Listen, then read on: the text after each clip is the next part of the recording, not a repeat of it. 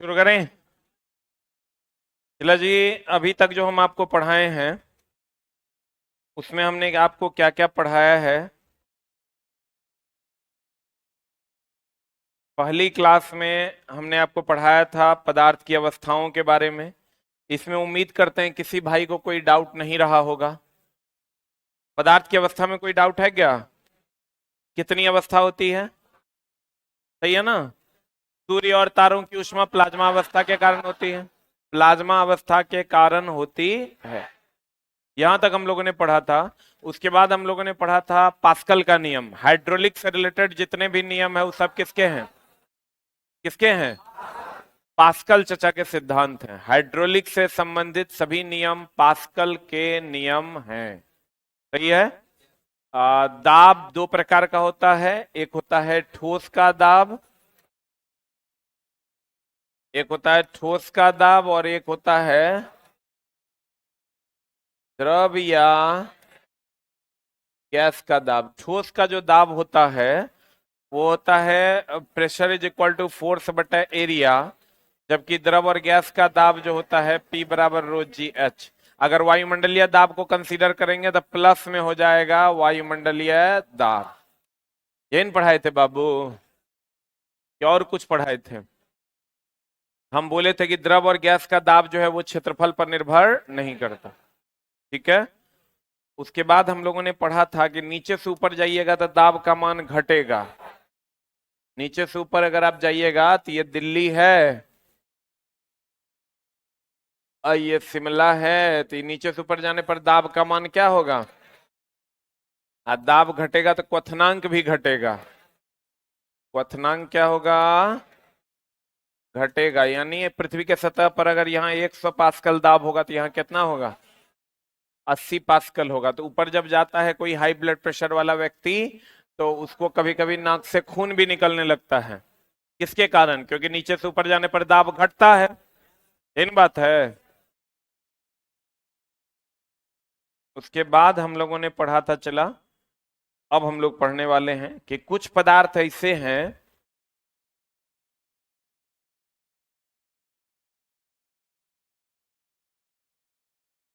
कुछ पदार्थ चला ऐसे हैं जिसको आप ठंडा कर दीजिएगा ना। कुछ पदार्थ क्या, लगभग सभी पदार्थ ठंडा कीजिएगा ना तो उसका आयतन जो है घट जाएगा। गर्म कीजिएगा ना फिर बढ़ जाएगा। समझ में आ रहा है? ठंडा कीजिएगा तो आयतन घटेगा, गर्म कीजिएगा तो फिर बढ़ जाएगा। ये लगभग सभी पदार्थ 90%। लेकिन 10% ऐसे हैं जिसको आप चला जी ठंडा कीजिएगा ना, ठंडा कीजिएगा ना तो बढ़ जाएगा। ठंडा कीजिएगा तो बढ़ जाएगा। ठंडा कीजिएगा तो क्या हो जाएगा? आप फिर गर्म कर दीजिएगा तो क्या हो जाएगा? घट जाएगा। ठीक ना? तो ऐसे पदार्थों में क्या होता है चला कि दाब बढ़ने पर, क्या बढ़ने पर, ये 90% हो रहा है मतलब वही हो रहा है जो होना चाहिए। 90% अगर कोई काम हो तो वो सीधी बात होगी कि उल्टी बात होगी? 10% अगर होगा तो उल्टा हो जाएगा। तो कहते हैं दाब बढ़ने पर क्वथनांक बढ़ता है। क्या बढ़ता है चला? गलनांक भी बढ़ता है। गलनांक वह ताप है जिस पर कोई चीज गल जाता है। क्वथनांक वह ताप है जिस पर कोई चीज खौलने लगता है। क्वथनांक वह ताप है जिस पर कोई चीज खौलता है। गलनांक वह ताप है जिस पर कोई चीज गलने लगता है। तो यहाँ दाब बढ़ने पर क्वथनांक बढ़ता है और गलनांक भी क्या होता है? बढ़ता है। यहाँ लेकिन उल्टा होता है। यहाँ जब आप दाब बढ़ाइएगा ना, दाब बढ़ाने पर गलनांक जो है वो घट जाता है। तो गलनांक घटेगा तो क्वथनांक भी घटेगा। हमको ये बताए क्वथनांक भी क्या होगा? घटेगा। क्वथनांक घटेगा। इसका जो एग्जाम्पल है, ये जो 10% है, इसका तीनों को एग्जाम्पल है। वो बर्फ,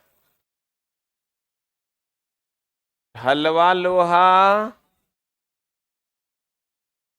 और बिस्मत। इसका सब है, इसका सब एग्जाम्पल है ये तीन गो को छोड़ के, घी डालडा जो भी आप कहते हैं। देखो बात बताइए, ये 10% हो रहा है, मतलब ये उल्टा काम हो रहा है कि सीधा काम हो रहा है? तो देखिए यहां भी उल्टा हो रहा है, बढ़ा रहे हैं तो घट रहा है। यहाँ ये सीधा काम हो रहा है, देखिए बढ़ा रहे हैं तो बढ़ रहा है। बोलिए ना हो। आपको ये सब नहीं पूछेगा, आपको पूछेगा बर्फ के दो टुकड़ों को जब आपस में दबाया जाता है क्या किया जाता है, अर्थात दाब को बढ़ाया जाता है कि घटाया जाता है? किसी चीज को दबा रहे हैं मतलब दाब बढ़ा रहे हैं ना, तो दाब को बढ़ाने पर गलनांक घटेगा, तो गलनांक घटेगा तो जल्दी जल्दी गलेगा। गलनांक घटेगा तो बताइए, बर्फ के दो टुकड़ों को आपस में जब आप दबा दीजिएगा तो दाब बढ़ेगा, दाब बढ़ेगा तो गलनांक, बर्फ यहां ना आता है सेकंड कंडीशन में ना, तो दाब बढ़ाइएगा तो गलनांक घट जाएगा, गलनांक घट जाएगा मतलब जल्दी जल्दी गलेगा ना। जल्दी जल्दी कहेगा आपको कि बताइए कि बर्फ का कोई टुकड़ा अगर इसे रखा हुआ है तो नीचे जाने पर गहराई बढ़ेगा कि घटेगा? ऊपर से नीचे आएंगे तो गहराई बढ़ेगा कि घटेगा? बढ़ेगा ना। और आपको पता है P बराबर होता है रो जी एच। गहराई बढ़ेगा तो दाब बढ़ेगा, तो दाब सबसे ज्यादा नीचे होगा कि सबसे ज्यादा ऊपर होगा? तो नीचे दाब सबसे अधिक होगा तो गलनांक सबसे कम होगा, तो यहां से गलेगा नीचे से कि ऊपर से गलेगा? जहां गलनांक सबसे कम होगा वहीं से गलेगा।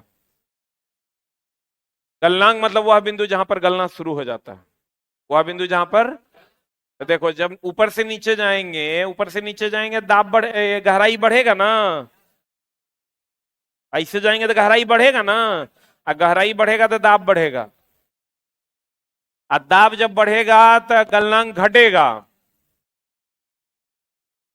और जब गलनांक घटेगा तो जल्दी गलेगा। तो जल्दी कहां से गलेगा? जहां सबसे दाब ज्यादा दाब होगा, सबसे ज्यादा दाब कहां होगा? नीचे के ऊपर।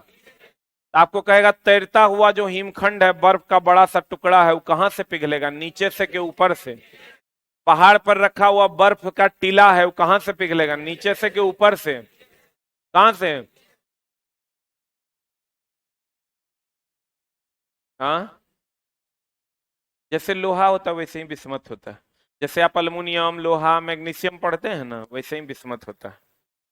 वैसे ही क्या होता है चला, बिस्मत।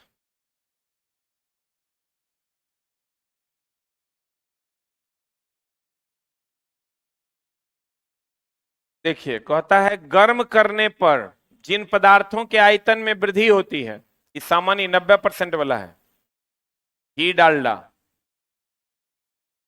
जिन पदार्थों के आयतन में वृद्धि होती है, दाब बढ़ने पर उनका गलनांक भी क्या हो जाता है? सीधा होगा, सीधा ना होगा, बढ़ने पर बढ़ जाता है। जैसे मोम घी डालडा नारियल तेल इत्यादि। परंतु कुछ पदार्थ ऐसे होते हैं जिनको गर्म करने पर आयतन में क्या आ जाती है, कमी आ। गर्म करोगे, गर्म करोगे, गर्म करोगे तो आयतन घटेगा, और ठंडा करोगे तो आयतन बढ़ेगा। तो इसमें कौन कौन आता है? बर्फ, बिस्मत, ढलवा लोहा। दाब बढ़ने पर उनका गलनांक क्या हो जाएगा, कम हो जाएगा। दाब को जब बढ़ाइएगा तो उनका गलनांक क्या हो जाएगा, कम हो जाएगा। जैसे ढलवा लोहा, बिस्मत और बर्फ। लेकिन ये नहीं पूछेगा, आपको ये बात पूछेगा बहता हुआ हिमखंड, अगर ये हिमखंड है चला, बर्फ का टीला है, तो ये नीचे से पिघलेगा कि ऊपर से पिघलेगा? बहता हुआ हिमखंड ऊपर से ना पिघलकर नीचे से पिघलता है, क्योंकि नीचे के तल पर अधिक दाब होने के कारण नीचे बर्फ का गलनांक क्या हो जाता है? बर्फ में दाब बढ़ेगा तो गलनांक घटेगा, और दाब बढ़ने पर सभी द्रवों का क्वथनांक क्या हो जाता है, बढ़ जाता है। ये तो फिर अलग मामला हो गया। चला एक बार फिर से समझिएगा, हमने आपको क्या कहा, एक लाइन याद रखना है कि दाब जब बर्फ का बढ़ेगा ना तो गलनांक घटेगा। एक लाइन और पूछता है, लिख लीजिए। बर्फ के दो टुकड़ों को, बर्फ के दो टुकड़ों को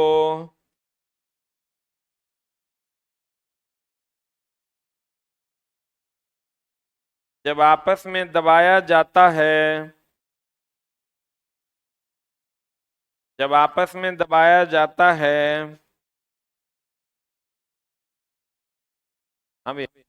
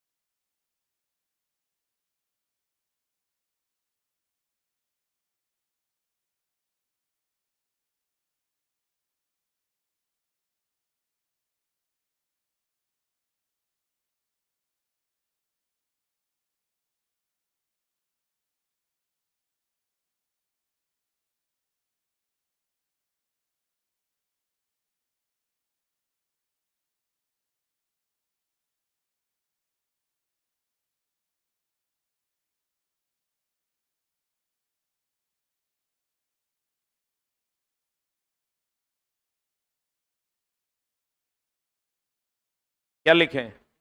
बर्फ के दो टुकड़ों को जब आपस में दबाया जाता है तो दाब बढ़ने पर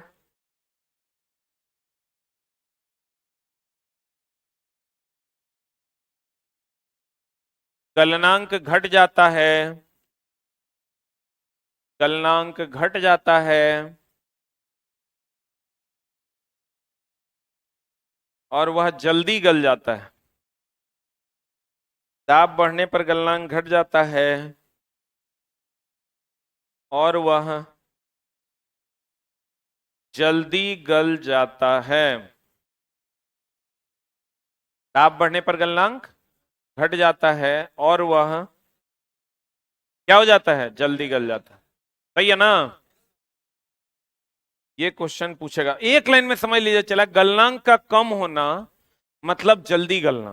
कहीं पर लिख लो, गलनांक का कम होना अर्थात जल्दी गलना, अर्थात कम ताप पर गलना।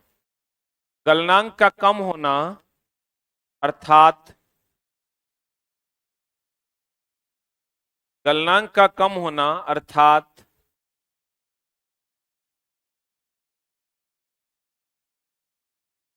जल्दी गलना, जल्दी गलना अर्थात कम ताप पर गलना।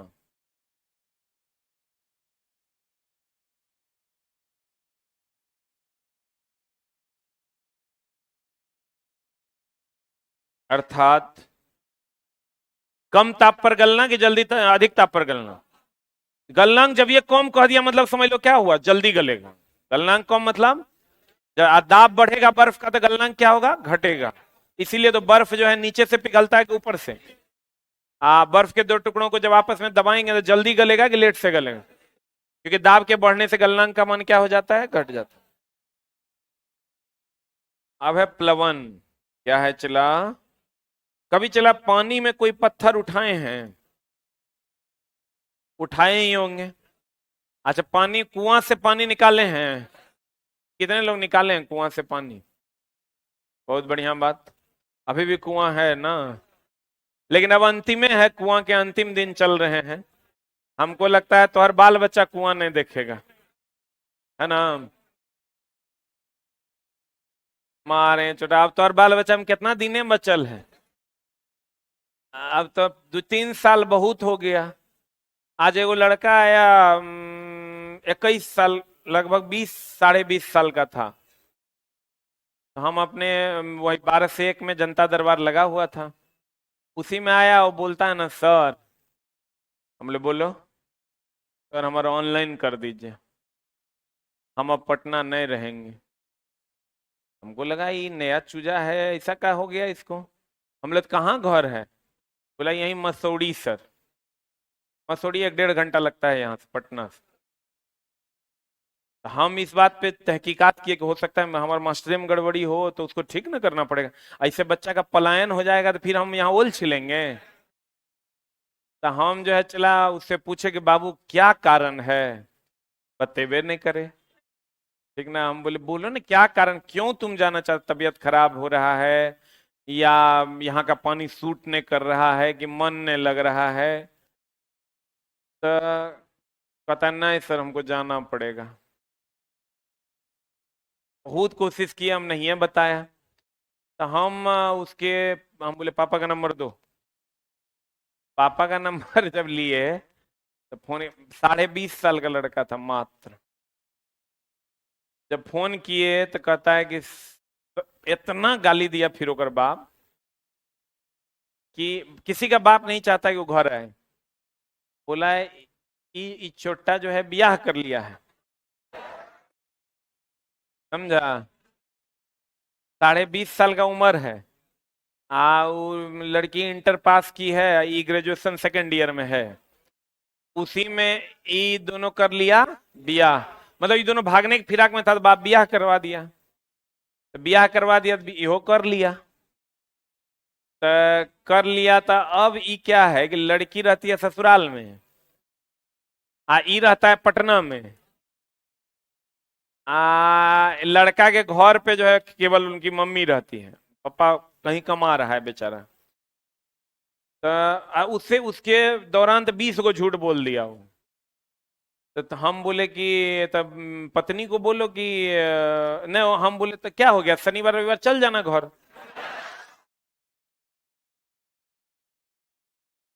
2 दिन चल जाना, बगले में 1 घंटा में घर है। बृहस्पतिवार को यहाँ से निकलना, शुक्रवार को रात में यहाँ से निकलना, शुक्र रात में रह जाना, शनिवार दिन का रविवार भी रह जाना, चल आना। तो कहता क्या है वो छोड़वा, तो अब क्या हुआ। तो कहता है सर घर जाते हैं ना तो सब अगल बगल का ठीक नहीं कहता, कहता देखो 5 दिन पर चल आया। तो हम बोले रे चोट्टा 5 दिन पर चल आया, अभी तुम तो कहता जब परमानेंट चल जाएंगे सर तो 1 आध महीना सब कहेगा कि पटना छोड़ दिया, ओकर बाद तो सबको समझ में आ जाएगा कि यहीं रहता है। बोले कितना पूरा फाती है ये जी, मतलब समझ रहा है। तो हम बोले कि अब उसको क्या बोलेंगे हम, हमारा हंसियो आ रहा था, वो हंस रहा था और छोड़वा हंस भी रहा, एकदम मुस्की हंसी दे भी रहा है। हम बोले आए रे तो 1 महीना पे जाओ, 1 महीना पे जाओ तब लोग नहीं ना कहेगा कि जल्दी जल्दी आ रहा है। दे देखो गांव घर में क्या होता है ना, तुम शादी करोगे जल्दी जल्दी अगर आओगे ना तो लोग कहेगा देखो। वो चोटा भले ही उस सब दिन अपने पत्नी के साथ रहे, लेकिन तुम अगर 5वें दिन पे जाओगे तो कहेगा देखो आ गया। तो उसके बाद हम उसको बोले कि 1 महीना पे जाओ। तो बोलता है 1 महीना पे जाएंगे सर, वो नहीं मान रही है। वो कह रही है हम 1 महीना यहाँ अकेले रहबे नहीं करेंगे, हमको या तो आप पटना अपने साथ में रखिए और नहीं तो हमारा अपन घर दे आइए। हम बोले भाई समस्या तो है तुम्हारे साथ। हम चला ओकर बाद ओकरा, हम सोचे ये पाप न लग जाएगा हमरा। पता चला 2 लोगों को मिलने से हम रोक रहे हैं। ये तो एक तो इसने केकर शराब पड़ल है, ऊपर से मामला गड़बड़ा जाए। तब चला हम ओकरा ऑनलाइन करवा के बेचारा को घर भेज दी। बड़ा खुशी खुशी बेचारा घर चलाए। ऐसा ऐसा तो केस आता है। अब देखो अब ऑनलाइन होना बंद हो गया है आज से।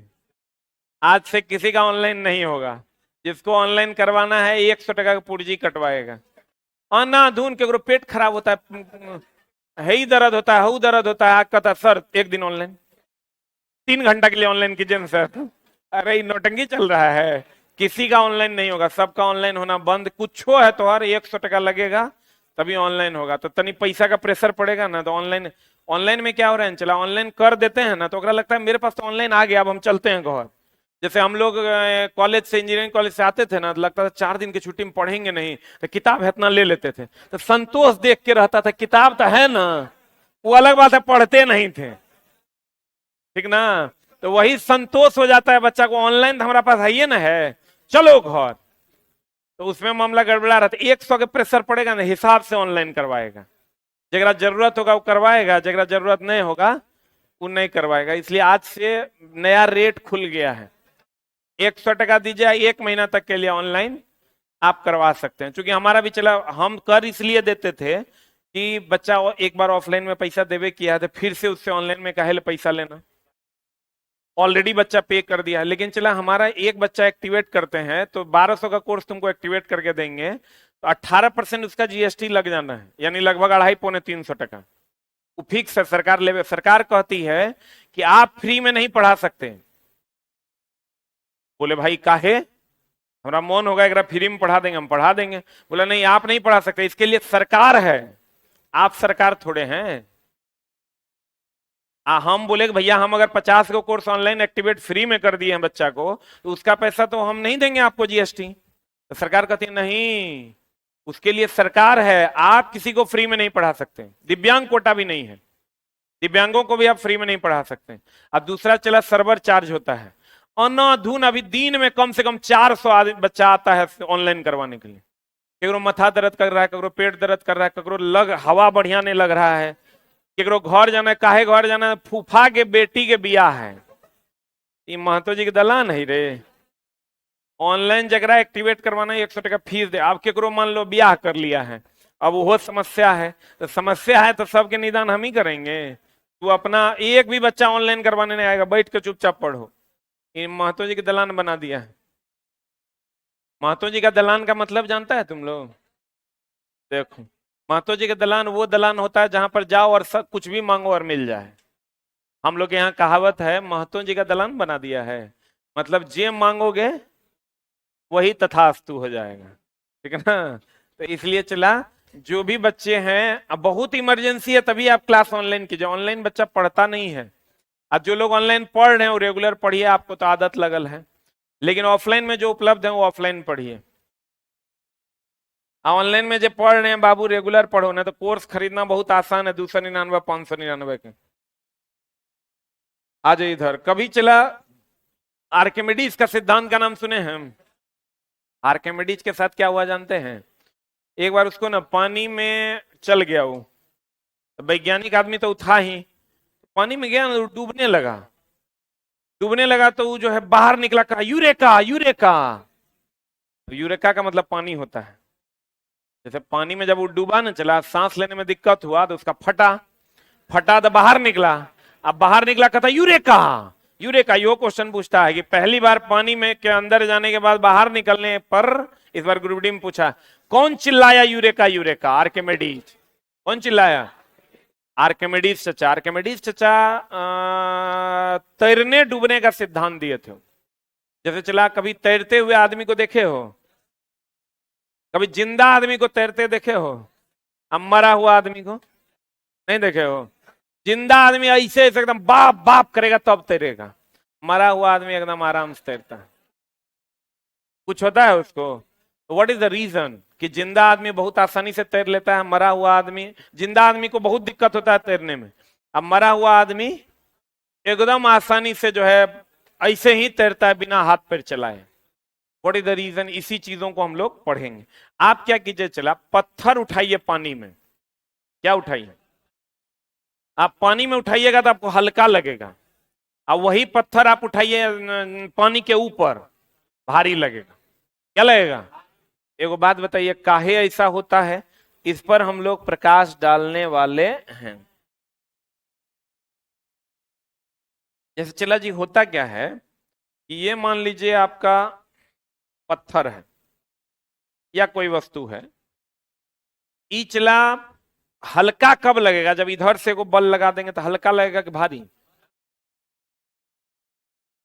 इधर से बल लगा देंगे पक्का। तो चला पानी में अगर कोई वस्तु है या किसी द्रव में कोई वस्तु है तो पानी द्वारा नीचे से ऊपर की ओर एक बल लगाया जाता है, इसीलिए हल्का लगता है। जैसे अभी आप बोले ना कि अभी ये वस्तु पर अगर ऐसे बल लगा देंगे तो हल्का लगेगा, तो अब ये ना आप बोले हैं कि ऐसे बल लगा दीजिएगा तो हल्का लगेगा। हल्का लगेगा ना? तो भैया ऐसे ही एगो बल लगाता है द्रव या पानी नीचे से किधर की ओर, तो आपको हल्का लगता है। जैसे आप ये पानी से हटा लेते हैं, ऊपर लेके आ जाते हैं पानी से ऊपर, तो ये बल हट जाता है, तो आपको फिर भारी लगने लगता है। बोलन रे, यही जो बल लगाता है ना पानी, इसी को उत्प्लावन बल, उत्क्षेप बल, अपथ्रस्ट फोर्स, उत्क्षेप बल, बॉयनेंसी बल कहते हैं।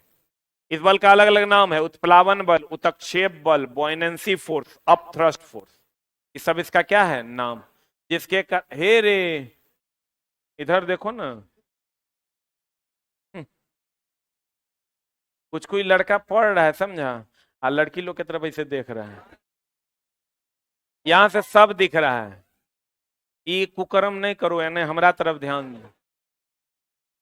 एकदम साफे चिट खोपड़ है कि नहीं। ये कुछ कुछ बच्चा को देखना, वो इतने दूर में बैठेगा। हम जैसे इधर घूमेंगे ना, तो आज सुबह में होइए ना गया, आज सुबह में एगो लड़की खड़ी हो गई, कहती है कि देखिए सर, ये लड़का मेरे तरफ बार बार कहे देख रहा है। कुछ कुछ बच्चा जैसे हम इधर घूमेंगे ना, तो वो करेगा। कृपया, कुकर्म में पकड़े जाने पर सॉलिड सजा मिलेगी। देखो, कहते हैं इधर इधर इधर, मेरे तरफ देखो, हमारा तरफ देखोगे तो बहुत कुछ सीखोगे। अगर हम नीचे से ऊपर की तरफ बल लगाते हैं, तो ये हल्का नहीं लगता है? लगा रहा है, लग रहा है पक्का। इस बल को हम लोग उत्प्लावन बल कहते हैं, उत्क्षेप बल कहते हैं, अपथ्रस्ट फोर्स कहते हैं, या बॉयनेंसी बल कहते हैं, या आर्किमिडीज फोर्स कहते हैं। बोलो रे, पहली बार इस बल का अध्ययन आर्किमिडीज चचा ने किया। आर्किमिडीज चचा ने क्या कहा कि अगर कोई पिंड द्रव में डूबी हुई है, किसमें डूबी हुई है, आंशिक रूप से या पूर्ण रूप से। ये आंशिक रूप से डूबा हुआ है, अगर यहां हो जाएगा तो ये पूर्ण रूप से डूब गया। आंशिक मतलब आधा छिधा डूबल है, बोलो रे। आंशिक रूप से डूबा हुआ है, तो आंशिक रूप से डूबा हुआ है, तो नीचे से ऊपर के तरफ एक बल लगता है। किसके द्वारा? द्रव के द्वारा। किसके द्वारा? द्रव के द्वारा। और इस बल का नाम है उत्प्लावन बल, उत्क्षेप बल, बॉयनेंसी फोर्स, बॉयनेंसी बल, अपथ्रस्ट फोर्स। ये सब बल इसका नाम है। ऊपर से नीचे कोई भी बल हर वस्तु पर लगता है, वो है भार बल। ऊपर से नीचे की तरफ जो कोई वस्तु पर बल लगता है, वो क्या है? भार। जैसे मेरे पर भी एक नीचे की तरफ बल लग रहा है, जिसका नाम है भार बल। हर वस्तु पर एक बल काम करता है उस वस्तु के कारण, जिसका नाम है भार बल। ये जो बल लग रहा है नीचे से ऊपर, किसके कारण? द्रव के द्वारा। किसके द्वारा? और हर वस्तु ऊपर से नीचे की तरफ एक बल लगाता है, जिसको हम लोग भार बल कहते हैं। कौन बल कहते हैं? भार बल कहते हैं। और नीचे से ऊपर जो बल लग रहा है, उसे हम कौन बल कहते हैं? ये नीचे से ऊपर जो बल लगा रहा है, वो द्रव लगा रहा है, और ऊपर से नीचे जो बल लग रहा है, वस्तु के द्वारा लग रहा है, जिसको हम लोग भार बल कहते हैं। रे,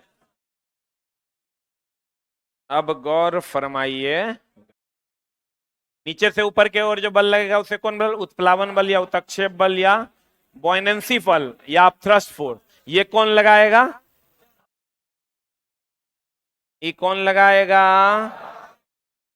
ये द्रव के द्वारा लगेगा। ई जो लग रहा है, ये वस्तु के द्वारा लगेगा। तो जब वस्तु पानी से बाहर आ जाएगा, तो वस्तु के द्वारा जो लगने वाला बल है, वो तो लगबे करेगा, लेकिन ये बल गायब ना हो जाएगा। ये बल चला नहीं लगेगा, नहीं लगेगा, तो ये इस बल के कारण तो भारी न लगने लगेगा। मान लो ये 10 न्यूटन का बल ई लगा रहा है, और 8 न्यूटन का बल ई लगा रहा है, तो वस्तु 2 न्यूटन के भारी लगेगा। लेकिन जब इसको हवा में लेके आ जाइएगा, तो ये 10 न्यूटन का बल लगा रहा है, और नीचे से ऊपर बल नहीं लग रहा, तो भारी 10 न्यूटन का लग। ये भारी लगेगा कि हल्का? आई, तो देखो, यही है प्लवन का सिद्धांत। किसका सिद्धांत? किसका सिद्धांत? अब कितना बल लगेगा, यो ना बात है। कि कितना बल नीचे से ऊपर लगेगा, इसको आर्किमिडीज ने कैलकुलेट किया और आर्किमिडीज ने कैलकुलेट करके कहा कि कितना बल नीचे से ऊपर की ओर लगेगा। तो उसमें यह पाया गया कि जितना यह पानी विस्थापित करेगा, मतलब जितना पानी छेकेगा, हटाएगा, उतना ही बल नीचे से ऊपर लगेगा। नहीं समझा? अगर कम पानी हटाएगा तो कम बल लगेगा, ज्यादा पानी हटाएगा ज्यादा बल। जितना पानी ये इतना दूर हटाया है ना, इतने बल नीचे से ऊपर लगेगा। बोलन रे। यही सिद्धांत था किसका? आर्किमिडीज का। आर्किमिडीज ने कहा उत्प्लावन या उत्क्षेप बल का जो मान होगा वो वस्तु द्वारा हटाए गए पानी के आयतन के बराबर होगा। बोलन रे। अब एक बात बताओ, ये दोनों एक दूसरे के विपरीत है कि समान दिशा में? एगो हेने है, एगो होने है। हम ये कह सकते हैं भार बल और उत्प्लावन बल एक दूसरे के क्या होता है? विपरीत। सही कि गलत? भार बल और उत्प्लावन बल एक दूसरे के क्या है? क्या है? विपरीत होता है। क्लियर?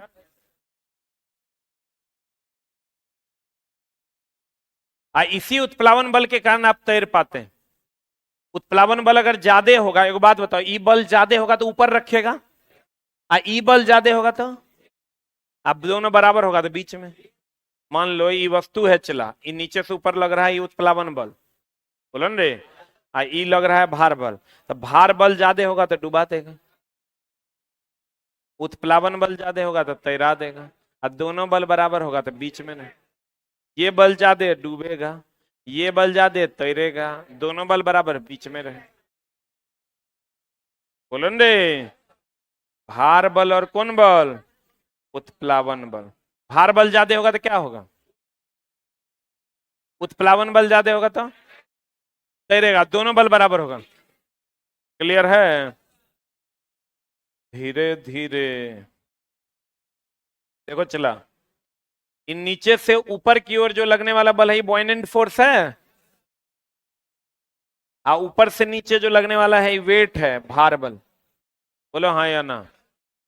कहते हैं प्लवन, किसी वस्तु, प्लवन मतलब तैरना, प्लवन मतलब, प्लवन मतलब, प्लवन, प्लवन, प्लवन। हम लोग कहते हैं तैरते हैं हम तो, लेकिन साइंस की भाषा में कहते हैं प्लवन कर रहे हैं। क्या कर रहे हैं? जब किसी वस्तु को किसी द्रव में किसी वस्तु का किसी द्रव में, किसी वस्तु का किसी द्रव में तैरने को क्या कहते हैं? प्लवन कहते हैं। प्लवन वस्तु के भार व द्रव के उत्क्षेप पर निर्भर करता है। प्लवन जो है वो वस्तु के भार और द्रव के उत्क्षेप पर निर्भर करता है, यानी उत्क्षेप बल पर निर्भर करता है। अगर भार बल ज्यादा हुआ तो डूब जाएगा, उत्क्षेप बल ज्यादा हुआ तो तैरेगा, और दोनों बराबर होगा तो बीच में रहेगा। इसका मतलब प्लवन जो है भार बल और उत्क्षेप बल पर निर्भर किया कि नहीं किया? किस किस पर निर्भर किया? भार बल पर और उत्क्षेप बल पर। भार बल क्या है? उस वस्तु के कारण जो बल लगता है नीचे, और उत्क्षेप बल है जो नीचे से लगता है ऊपर।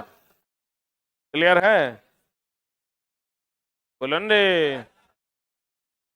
इसका मतलब तैरना और डूबना, यानी तैरना और डूबना जो निर्भर करता है वो दो बल पर निर्भर करता है, एगो भार बल पर, एगो प्लावन बल पर। सही कि गलत?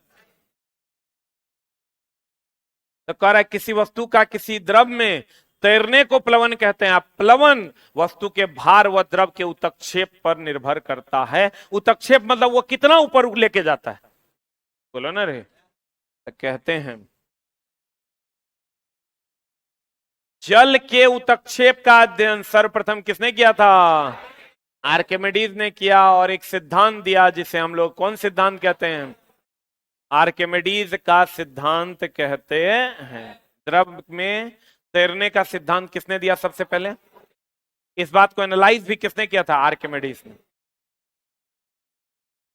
अब देखो चला, ये अगर कोई तैर रहा है तो नीचे से ऊपर की तरफ एक उत्प्लावन बल लगेगा।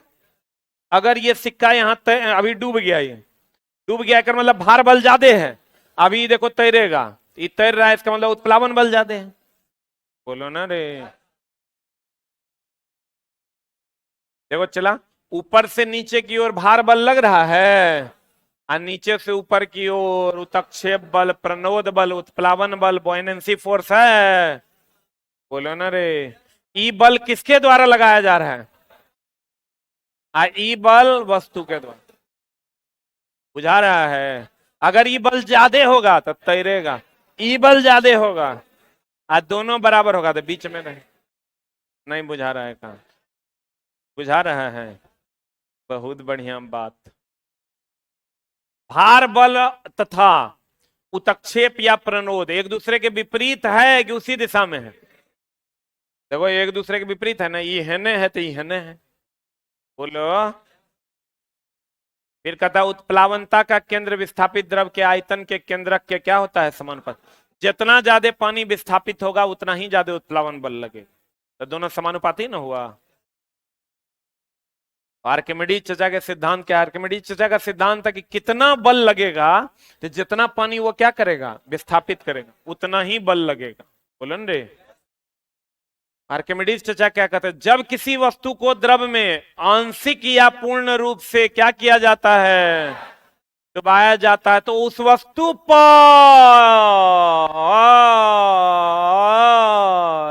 उस वस्तु पर उस वस्तु पर विस्थापित द्रव के आयतन के बराबर, जितना पानी ये विस्थापित करेगा, विस्थापित द्रव के आयतन के बराबर एक बल कार्य करता है, जिसे उत्प्लावन या उत्क्षेप बल कहते हैं, जिसके कारण वस्तु पानी में हल्की प्रतीत होती है। बोलन रे। अब तुम पहले सोच के बैठोगे हमारा पास दिमाग है, ये नहीं, हमरा नहीं बुझाएगा। तो हम कुछ नहीं कर सकते हैं दोस्त। आपको ये समझना होगा कि आपको पढ़ना होगा। नहीं पढ़िएगा चलाना। अभी अगर तुम 15% दिमाग इनएक्टिव रखो, 10,000 सैलरी डाउन होगा, एकदम फिक्स है। जितना दिमाग ज्यादा यूज करोगे सैलरी उतना ज्यादा मिलेगा, जितना कम दिमाग यूज करोगे उतना कम सैलरी मिलेगा। इसलिए चला दिमाग लगाना ही पड़ेगा, दूसरा कोई उपाय नहीं। और तुम कितना कमजोर है उससे फर्क नहीं पड़ता है, हम तुमको फिर भी सिखा देंगे, लेकिन तुम्हारे पास सीखने का इच्छा भी तो होना चाहिए।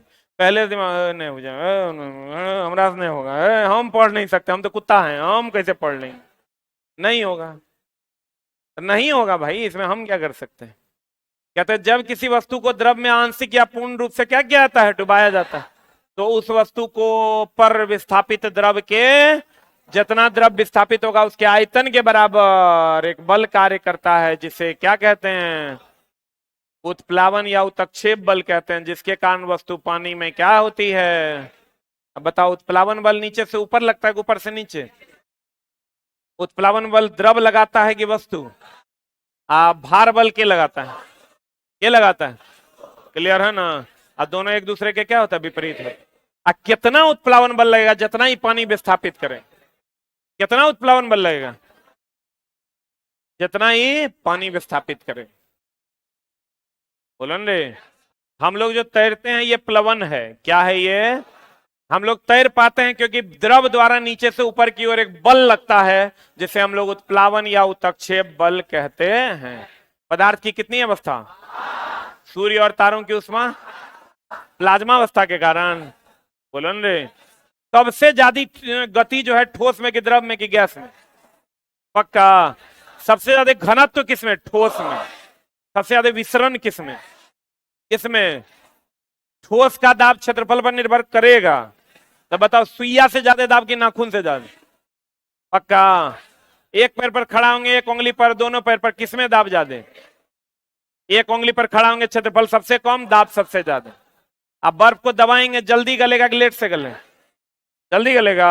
आप बर्फ का सिल्ली रहेगा, नीचे से गलेगा कि ऊपर से? कहां से गलेगा? क्लियर है? क्योंकि बर्फ में दाब बढ़ाने से गलना घट जाता है।